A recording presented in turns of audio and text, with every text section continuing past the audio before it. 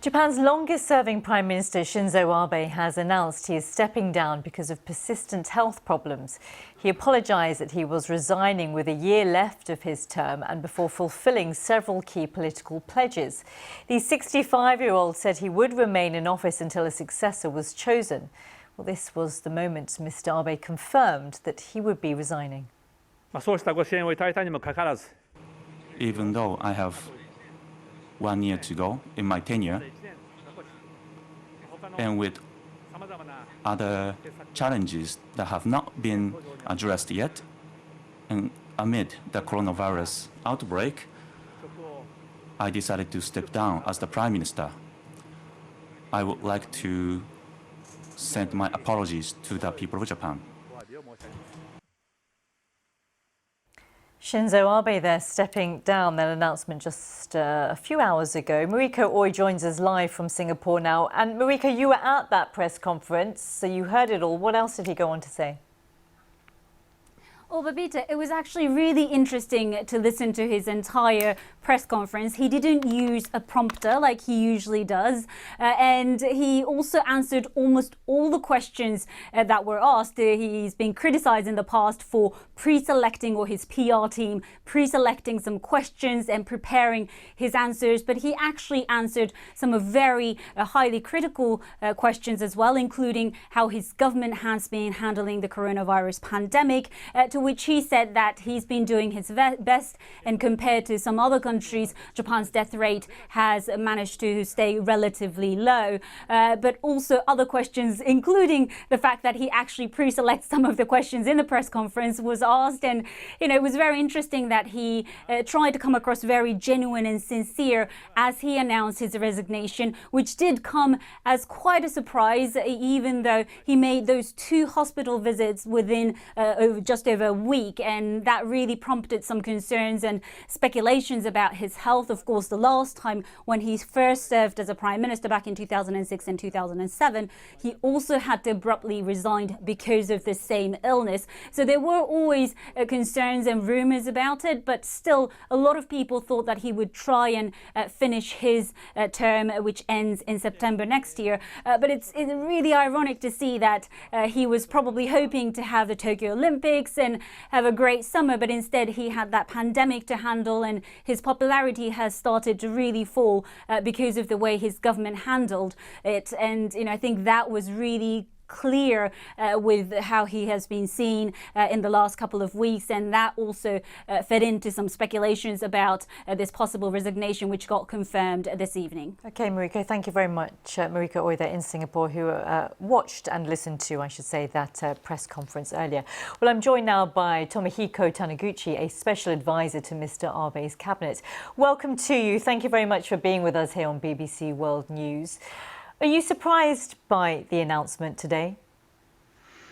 I was, yes. I was hoping very much that he could remain in office for another year to finish his term. So I was very much surprised. He's been plagued by illness for some years now. I think, you're very close to him. You've been privy to having close contact with the Prime Minister. Were you aware of how debilitating his condition of ulcers and the colitis was to him? He was, in a sense, a born-again politician, because the illness, ulcerative colitis, first emerged when he was only 15. And only when he became the mid-50s, he started to manage the illness and put that under control. For a long period of time, since December 2012, when he came back in office, he was healthier than his entourage. I'm not making exaggeration. So he was very much fit, and the evidence of which is he traveled longer than the return trip between the Earth and the Moon. And he met more world leaders than any other Japanese prime minister before. So he was healthy until the very moment that he has had to challenge the pandemic and stayed in office for consecutive 147 days without any break. And I think that overload actually made his illness worse than he thought it would be. How do you think his legacy will be remembered, his time in office? He's, of course, been credited with the Abenomics and the fiscal policy, the direction of Japan's economy. Is that something that you think he will be remembered for? There are many interpretations on that question. My own, for now, is that Japan's geography matters and will continue to matter.